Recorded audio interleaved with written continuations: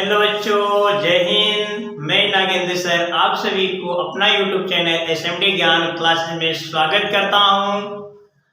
आप सभी को आज मकर संक्रांति का शुभकामनाएं। चलिए, हम आपके लिए बहुत बड़ा धमाका लेकर आया हूं। साइंस सब्जेक्ट का प्रीवियस ईयर का मोस्ट इम्पोर्टेंट क्वेश्चन 20 लेकर आया हूं। इसको आप लोग ध्यानपूर्वक पढ़ने का कोशिश कीजिए और फिर आंसर कमेंट बॉक्स में दीजिएगा। फिर उसके बाद मेरा आंसर रिप्लाई दिया जाएगा आप सभी को। चलिए हम लोग स्टार्ट करते हैं। आप लोग बोर्ड पर केयरफुली देखिए। चलिए,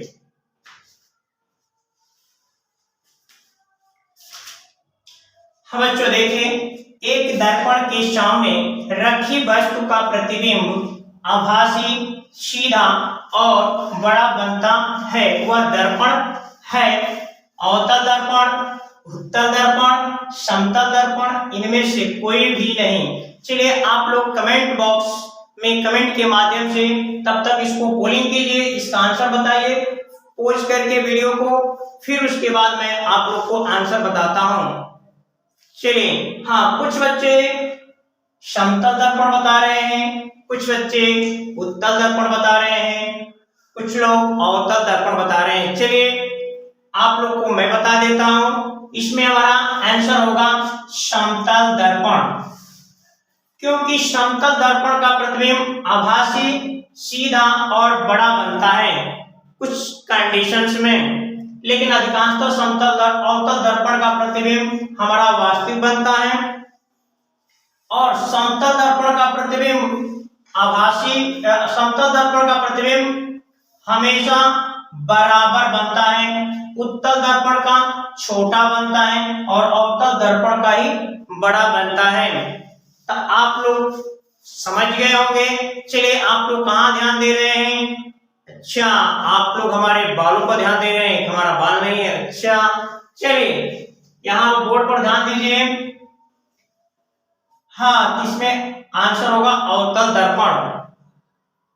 कांच के प्रिज्म से जब श्वेत प्रकाश किरण गुजरती है तो वह अपने अवयवी भागों में विभक्त होती है। तो बताइए किस रंग के लिए विचलन अधिक होता है? चलिए बच्चों, आप लोग देखिए, ऑप्शन फर्स्ट ए है लाल, बी पीला, सी हरा, डी बैंगनी। आप लोग वीडियो को पॉज करके आंसर देने का कोशिश कीजिए। चलिए, आप लोग दीजिए आंसर कमेंट के माध्यम से। आशा करता हूं कि आप लोग आंसर बहुत अच्छे ही दिए हैं।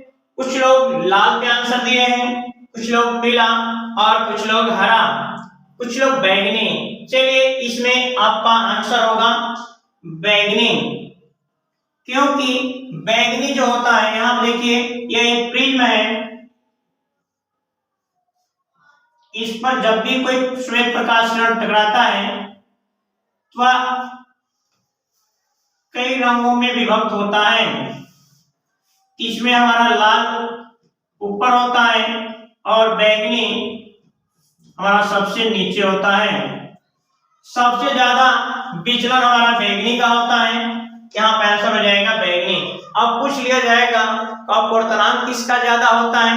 हमारा अपवर्तनांक भी बैंगनी का ही ज्यादा होता है, अर्थात जिस रंग का विचलन ज्यादा होता है अपवर्तनांक भी उसी का ज्यादा होता है, और जिस रंग का विचलन कम होता है उसका अपवर्तनांक भी कम होता है। लेकिन एक और भी क्वेश्चन इससे बन सकता है कि तरंगदैर्घ्य लैम्डा का मान किसका ज्यादा होता है? तो लाल रंग के लिए तरंगदैर्घ्य सबसे ज्यादा होता है और बैंगनी के लिए तरंगदैर्घ्य सबसे कम होता है। तो आप लोगों को इस क्वेश्चन के माध्यम से 3-4 क्वेश्चन को समझ लिए होंगे, और आप लोगों को इनकी एक क्वेश्चन से कई क्वेश्चन का जो बताया जा रहा है इंपॉर्टेंट पॉइंट, उस पे भी ध्यान दीजिएगा।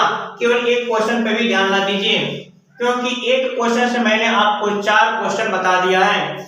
चलिए, आप लोग को नेक्स्ट क्वेश्चन के बारे में हम बताते हैं। क्वेश्चन नंबर 3, दूरदृष्टि दोष से पीड़ित व्यक्ति का निकट बिंदु कहाँ स्थित होता है? देखिए, यहाँ पर दिया है ऑप्शन नंबर ए 25 सेमी, ऑप्शन नंबर बी 25 सेमी से अधिक दूरी पर, ऑप्शन नंबर सी 25 सेमी से कम दूरी पर, और ऑप्शन नंबर डी अनंत पर।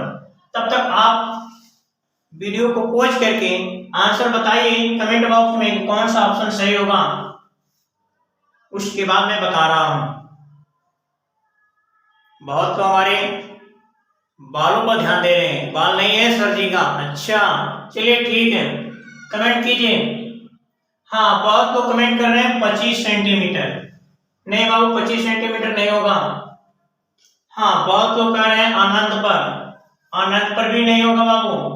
चलिए 2 ऑप्शन और बच गए, इनमें से कोई एक सही है। चलिए एक बार समझ लेते हैं दूरदृष्टि दोष होता क्या है। दूरदृष्टि दोष में हमें दूर की वस्तु दिखाई देती है, नजदीक की वस्तु दिखाई नहीं देती है। दूरदृष्टि दोष का मतलब होता है दूर की वस्तु दिखाई देती है और नजदीक की वस्तु दिखाई नहीं देती है। अर्थात जो नजदीक का जो बिंदु होता है वह दूर चला जाता है, क्योंकि यहाँ तो 25 सेंटीमीटर होता है। हमारा स्पष्ट स्वस्थ मनुष्य के लिए 25 सेंटीमीटर हमारा जो होता है, जो स्पष्ट दृष्टि का न्यूनतम दूरी 25 सेंटीमीटर का स्वस्थ मनुष्य के लिए। जब उसको दूर की वस्तु दिखाई देती है और नजदीक की दिखाई नहीं देती है, इसका मतलब जो नजदीक की जो बिंदु है वह दूर चला जाता है, अर्थात 25 सेंटीमीटर से हटकर वह और आगे बढ़ जाता है। इसका ऑप्शन सही होगा 25 सेमी से अधिक दूरी पर।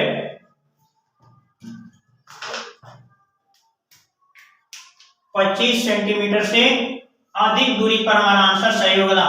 यदि इसमें दे रहा था ऑप्शन कि स्वस्थ मनुष्य का दूरदृष्टि दोष, दूरदृष्टि कहां पर स्थित होता है, तब 25 सेंटीमीटर। और निकट दृष्टि दोष से यदि इसी क्वेश्चन को घुमा लिया होता कि निकट दृष्टि दोष से पीड़ित व्यक्ति का दूर बिंदु कहां स्थित होता है, तो हमको पता होना चाहिए इसका जो दूर बिंदु होगा वह अनंत हो जाएगा, क्योंकि दूर की वस्तु दिखाई नहीं देगी। तो दूर निकट दृष्टि में हमें निकट की दिखाई देती है और दूर की दिखाई नहीं देती है। इसका मतलब जो बिंदु यहाँ पर दूर होगा तो और दूर चला जाएगा और हमको दूर की वस्तु दिखाई नहीं देगी। लेकिन यहाँ पर हमारा आंसर क्या होगा, 25 सेंटीमीटर से अधिक दूरी पर। चलिए हम लोग क्वेश्चन नंबर 4 को देख लेते हैं। निर्वात में प्रकाश की चाल होती है। चलिए आप लोग वीडियो को पॉज करके कमेंट बॉक्स में इस क्वेश्चन का आंसर बताइए कौन सा सही होगा। पहला ऑप्शन है 3 × 10⁸ किमी प्रति घंटा, अर्थात 3 × 10⁸ किमी प्रति घंटा, और 3 × 10⁻⁸ किमी प्रति घंटा। तीसरा नंबर अर्थात सी ऑप्शन 2 × 10⁸ किमी प्रति घंटा, और ऑप्शन नंबर डी इनमें से कोई नहीं। और आप लोग वीडियो को पॉज कीजिए और कमेंट बॉक्स में इसका आंसर जरूर बताइए। चलिए मैं देखता हूं आप लोग क्या क्या आंसर बता रहे हैं कि किस पर ज्यादा पोलिंग कर रहे हैं। हाँ चलिए, बहुत बच्चे लगा रहे हैं 3 × 10⁸ किमी प्रति घंटा। मैं आशा करता हूं कि आप लोग समझ पा रहे हैं, लेकिन और कुछ बच्चे इसमें 2 × 10⁸ किमी प्रति घंटा लगा रहे हैं। अब कुछ ज्यादा ही होशियार 3 × 10⁻⁸ किमी प्रति घंटा लगा रहे हैं। नहीं बाबू, चलिए हम आप लोग को बता देते हैं, इसमें ऑप्शन होगा सही डी।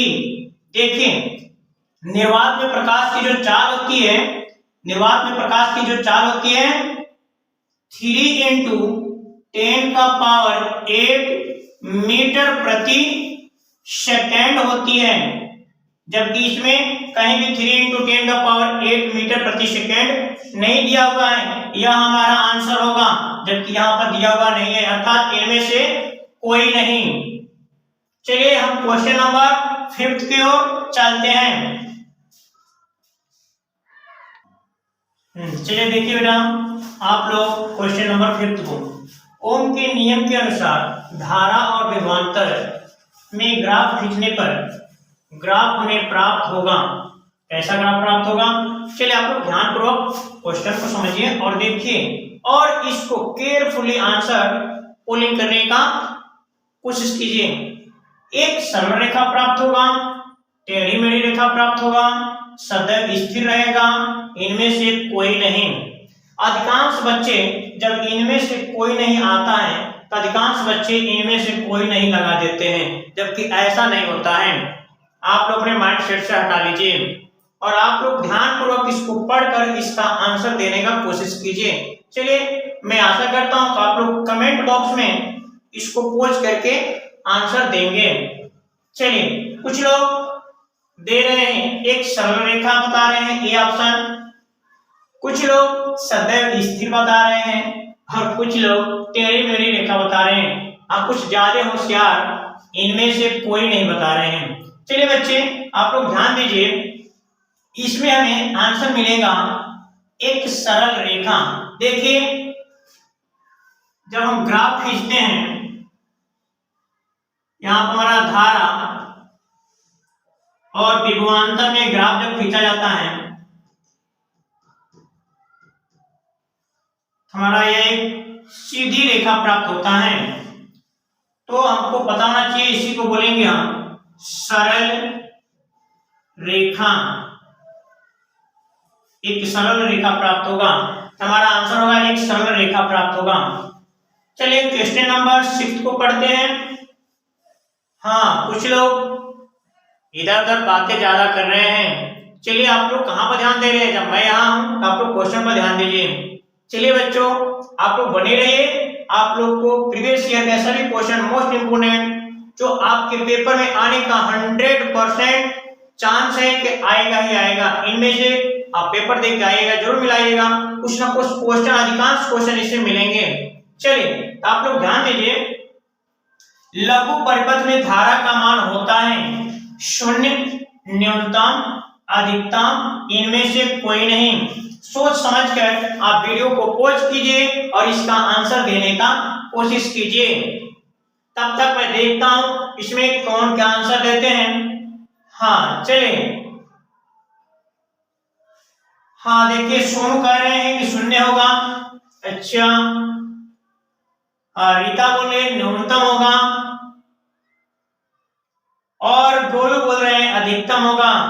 अच्छा, शिवम भी बोल रहे हैं अधिकतम होगा। चलिए बाबू, ध्यान दीजिए, बहुत बच्चे सही बता रहे हैं। इसमें धारा का मान अधिकतम होगा, बढ़ जाता है जब भी शॉर्ट सर्किट होता है। हमारे घरों में भी हम देखते हैं, हमारे घर में जब भी कोई फॉल्ट होता है, शॉर्ट सर्किट होता है, तो उसमें धारा का मान अधिकतम हो जाता है। तो आपको ध्यान रखना है कि इसमें धारा का मान अधिकतम होगा, शॉर्ट सर्किट होने पर हमेशा धारा का मान बढ़ जाता है। बच्चों देखिए, क्वेश्चन नंबर 7, किलोवाट घंटा किसका मात्रक है? वैद्युत शक्ति का, विद्युत धारा का, विद्युत ऊर्जा का, विद्युत आवेश का। चलिए, आप वीडियो को पॉज करके इसका आंसर दीजिए कि किसका मात्रक है। हाँ, बहुत बच्चे आंसर दे रहे हैं विद्युत शक्ति का। अच्छा, चलिए और दीजिए।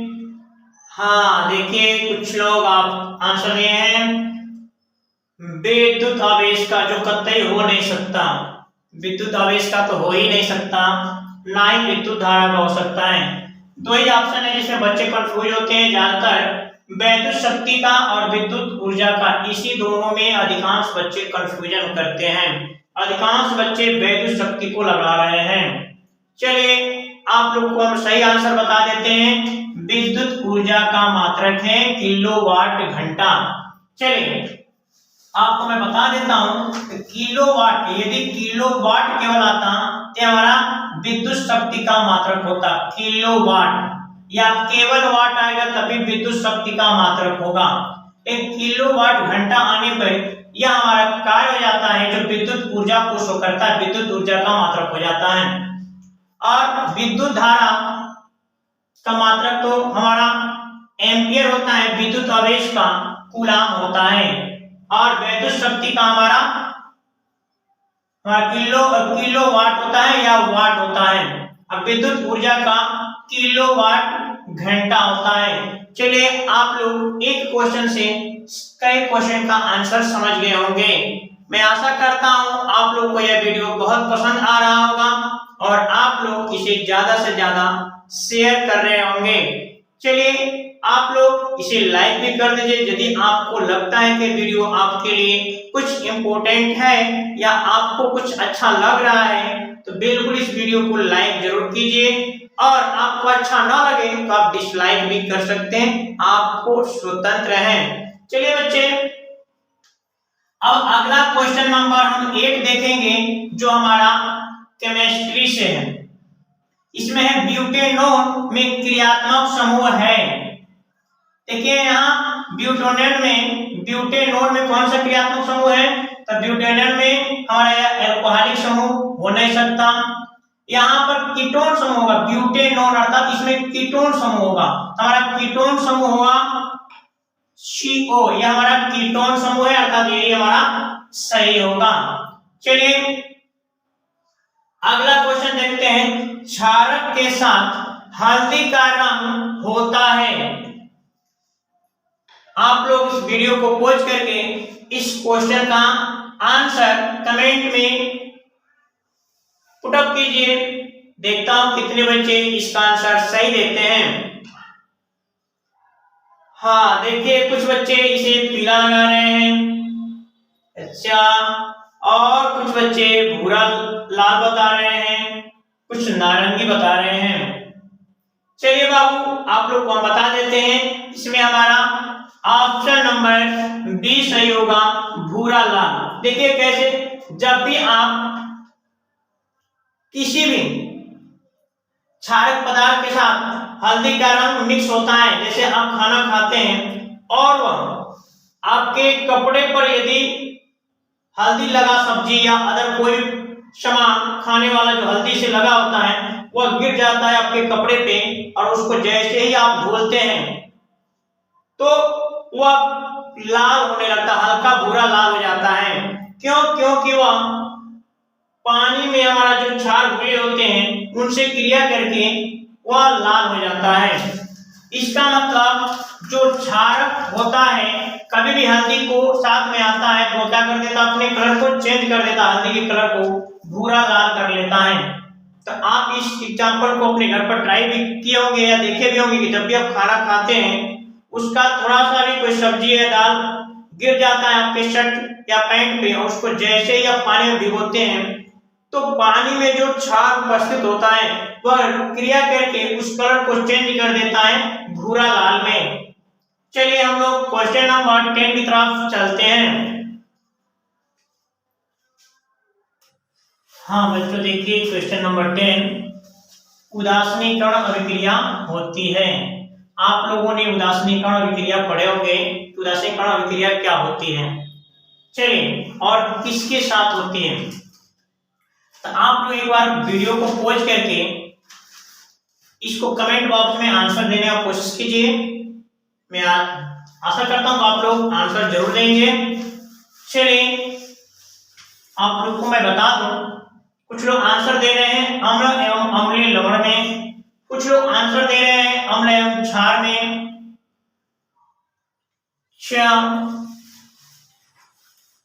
अधिकांश बच्चे अम्ल एवं अम्लीय लवण में दे रहे हैं और कुछ बच्चे अम्ल एवं क्षार में दे रहे हैं। चलिए बच्चों आप लोग कहाँ देख रहे हैं, देखिए यहाँ पर बोर्ड पे ध्यान से देखिए, इसमें हमारा आंसर सही होगा अम्ल एवं क्षार में, ऑप्शन नंबर सी। क्योंकि अम्ल एवं क्षार के साथ, अम्ल और क्षार जब एक दूसरे के साथ क्रिया करते हैं तो हमारा क्या बनाते हैं, एक लवण और जल बनाते हैं। जब अम्ल और क्षार आपस में क्रिया करते हैं तो एक लवण और जल का निर्माण करते हैं, इस क्रिया को ही उदासीनीकरण अभिक्रिया कहते हैं।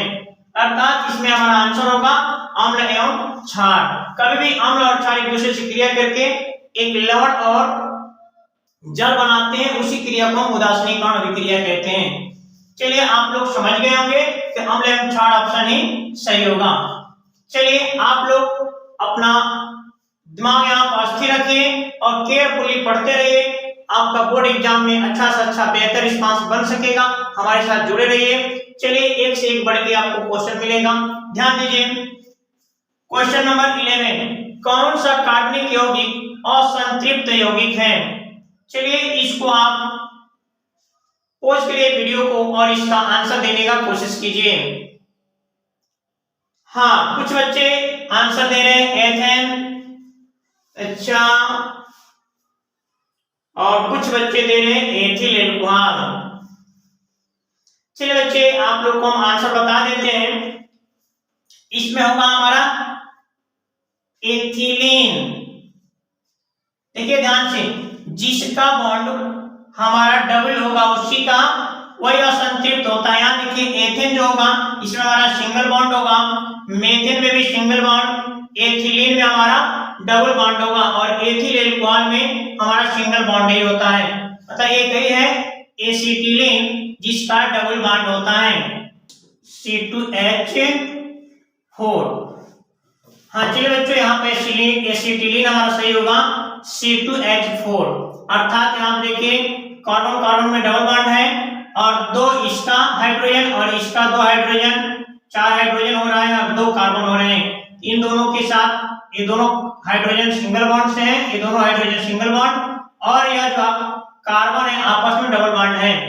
तो जिस ऐसा यौगिक जिसका डबल बॉन्ड बीच में जरूर हो, मतलब जब कार्बन कार्बन में डबल बॉन्ड होगा वही हमारा असंतृप्त यौगिक कहलाएगा। जैसे एसिटिलीन हमारा इसमें सही होगा। चलिए अगला क्वेश्चन देखते हैं, चीनी के किण्वन से क्या बनता है? चीनी के किण्वन से क्या बनता है? एथेनॉल, एथेनोइक अम्ल, मेथेन, एथेन। चलिए आप वीडियो को पॉज कीजिए और इसका आंसर कमेंट बॉक्स में देने का कोशिश कीजिए। चलिए आप लोग इसका आंसर दे रहे हैं मेथेन, एथेनोइक अम्ल। नहीं बाबू, ना मेथेन बनेगा ना एथेनोइक अम्ल। जब चीनी का किण्वन किया जाता है तो इससे हमारा बनता है एथेनॉल, इसको बोलेंगे एथिल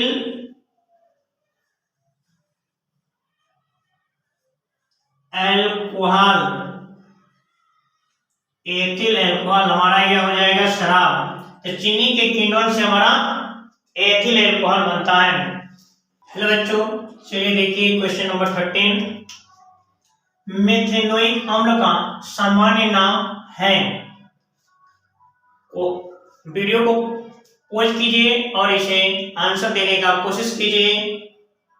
चलिए आप लोग इसे आंसर दीजिए।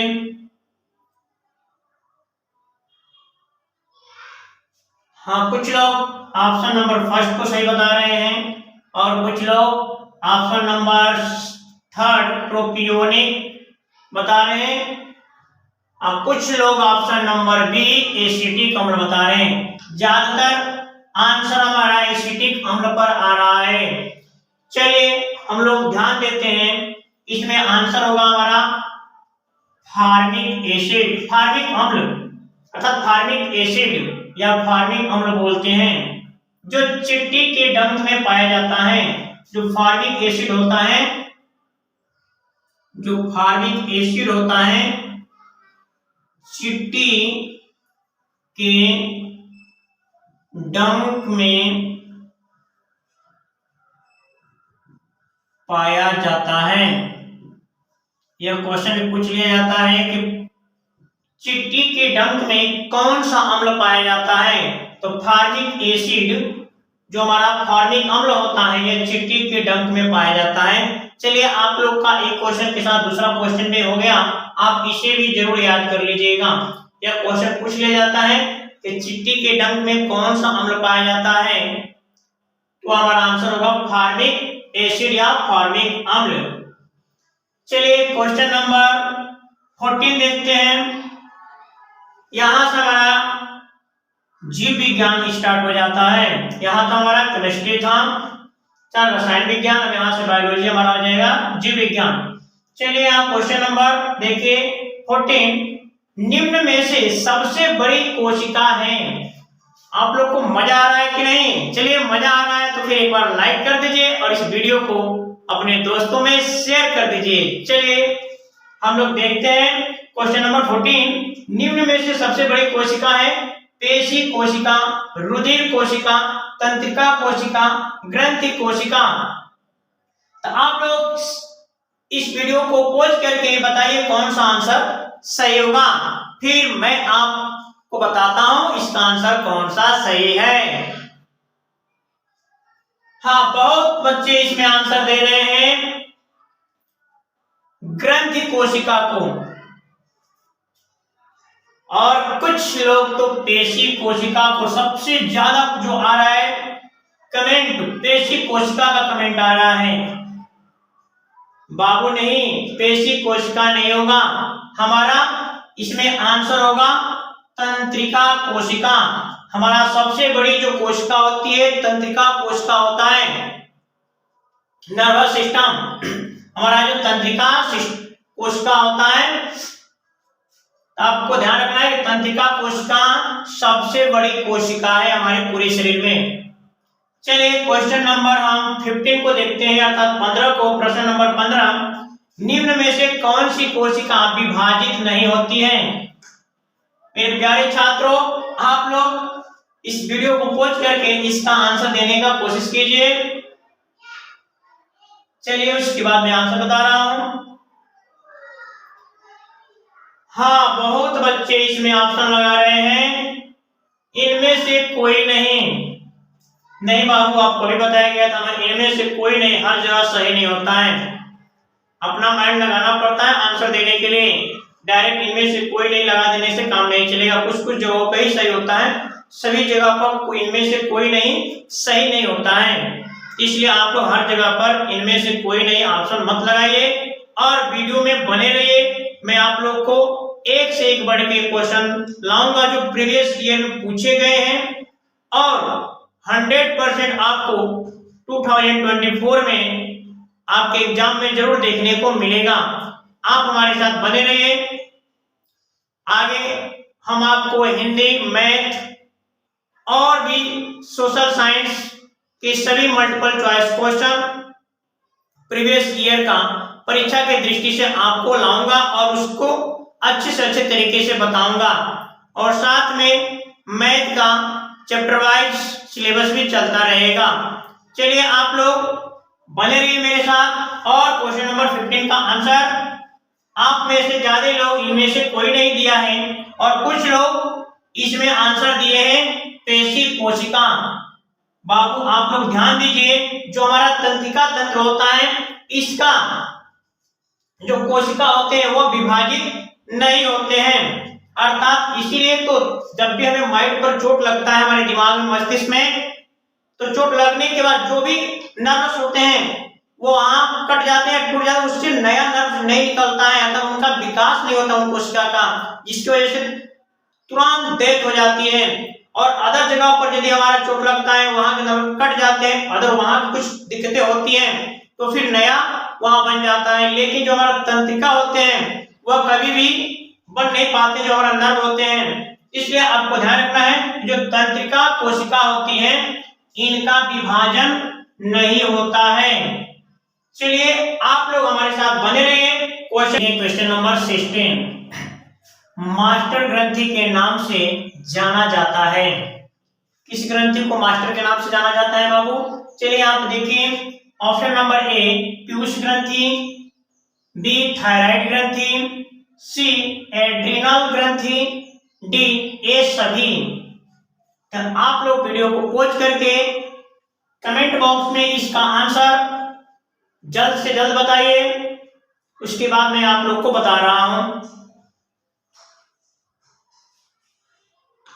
हाँ चलिए बच्चे देखिए, अधिकांश बच्चों का कमेंट आ रहा है थायराइड ग्रंथि, और कुछ बच्चे आंसर दे रहे हैं पीयूष ग्रंथि। हाँ बच्चों, आप लोग को मैं बता दूं कि पीयूष ग्रंथि को ही मास्टर ग्रंथि के नाम से जाना जाता है। जो हमारा पीयूष ग्रंथि है, जो हमारा बहुत ही इंपॉर्टेंट ग्रंथि है, इसको हम किस नाम से जाना जाता है? मास्टर ग्रंथि के नाम से हम जानते हैं। अगला क्वेश्चन नंबर देखते हैं 17, अमोनिया को यूरिया में परिवर्तित करता है। कौन करता है इसको आप लोग बताइए। यकृत, अमाशय, अग्न्याशय, वृक्क। तो आप वीडियो को पॉज करके इसका आंसर कमेंट बॉक्स में बताने का कोशिश कीजिए, फिर मैं आपको बता रहा हूं। चलिए, आप लोगों में बहुत बच्चे आंसर्स बहुत सही दे हैं। यकृत, कुछ बच्चे आंसर दे रहे हैं अमाशय और कुछ बच्चे दे रहे हैं अग्न्याशय। लेकिन बाबू ध्यान दीजिए, जो अमोनिया को यूरिया में परिवर्तित करने का कार्य करता है, तो इसमें हमारा आंसर होगा यकृत। चलिए, अधिकांश बच्चे ने सही आंसर दिया था। और क्वेश्चन नंबर 18 देख लेते हैं। हमारे शरीर में ऊर्जा की मुद्रा कहा जाता है। ऑप्शन नंबर ए डीएनए को, आरएनए को, B option number C ATP को, ऑप्शन नंबर डी क्लोरोफिल को। तो बच्चों ध्यान दीजिए, जो हमारा शरीर है इसमें ऊर्जा की जो मुद्रा कहा जाता है, किसको कहा जाता है? आप लोग इसको वीडियो को पॉज करके आंसर दीजिए कमेंट बॉक्स में, फिर मैं आप लोग को बता रहा हूं। चलिए, अधिकांश बच्चे इसमें आंसर दे रहे हैं डीएनए। नहीं बाबू, कुछ बच्चे आंसर दे रहे हैं क्लोरोफिल, ये पत्तियों के लिए है। और कुछ बच्चे दे रहे हैं एटीपी। 100% एटीपी होगा। ऊर्जा का भंडारण जो होता है एटीपी साइकिल में ही होता है, जो एटीपी के रूप में ही होता है। हाँ बच्चों, देखिए क्वेश्चन नंबर 19। नर व मादा युग्मकों द्वारा बनी कोशिका को क्या कहते हैं, उसको यहाँ भरना है, तथा युग्मकों के मिलने की क्रिया क्या कहलाती है, उसको वहां पर रखना है। चलिए, इसमें ऑप्शन दिया है युग्मनज और निषेचन, युग्मक निषेचन, युग्मनज केंद्रवान, इनमें से कोई नहीं। अर्थात नर और मादा युग्मकों द्वारा बनी कोशिका क्या कहलाती है, हमको पता करना है। उसको कहते क्या है? उसको हम बोलते हैं अंग्रेजी में जाइगोट। क्या बाबू? जाइगोट बोलते हैं और हिंदी में बोलते हैं युग्मनज। इसका मतलब युग्मनज हमारा ये सही होगा। और फिर इन दोनों की युग्मकों को मिलने की क्रिया कहलाती है निषेचन, फर्टिलाइजेशन। अर्थात यहाँ पर जाएगा हमारा ऑप्शन नंबर ए सही। अब देखिए क्वेश्चन नंबर 20। नर युग्मक को कहा जाता है अंडाणु, शुक्राणु, अंडवाहिनी, निषेचन। अब आपको इसमें आंसर आपको देना है कमेंट बॉक्स में। मैं तब तक आपको वेट कर रहा हूं, आप लोग इसको कमेंट बॉक्स में आंसर को लिखिए। हाँ चलिए, बहुत बच्चे इसमें आंसर सही दे रहे हैं शुक्राणु, और ऑप्शन हमारा शुक्राणु ही सही होगा। नर युग्मक को हम कहते हैं शुक्राणु और मादा युग्मक को बोलते हैं अंडाणु। मादा युग्मक होता है, मादा युग्मक को हम बोलते हैं अंडाणु। नर युग्मक होता है हमारा शुक्राणु। और इन दोनों को मिलने से हमारा बनता है जाइगोट, जिसको बोलते हैं युग्मनज बोलते हैं। जो हमारा क्वेश्चन यहाँ पर दिया गया था, नर और मादा युग्मकों द्वारा बनी कोशिका कहलाती है युग्मनज, और वह दोनों के होने की क्रिया क्या कहलाता है? निषेचन। चलिए, तो हम क्वेश्चन नंबर 20 में यही सीखे कि नर युग्मक को कहा जाता है शुक्राणु। और इसके साथ में एक और क्वेश्चन भी हम सीख लिए कि इसी को चेंज कर दे कि मादा युग्मक को क्या कहा जाता है, तो हमको ध्यान रखना है अंडाणु। अंडाणु हमारा हो जाएगा। चलिए, अब हम अगले दिन आपको मैथ का अर्थात गणित का 20 क्वेश्चन वेरी इंपोर्टेंट आपको देंगे, जो प्रीवियस ईयर में बहुत बार पूछे गए हैं और 2024 के लिए बहुत मोस्ट इंपोर्टेंट है। आप इसको अपने फ्रेंड ग्रुप में इस वीडियो को ज्यादा से ज्यादा शेयर कीजिए, और आप लोग मेरे साथ बने रहिए। और नेक्स्ट वीडियो मैथ का आपको कम से कम 20 क्वेश्चंस मोस्ट इंपोर्टेंट जो प्रीवियस ईयर में पूछे गए उसको आपको देंगे और आप हमारे साथ बने रहिए। धन्यवाद।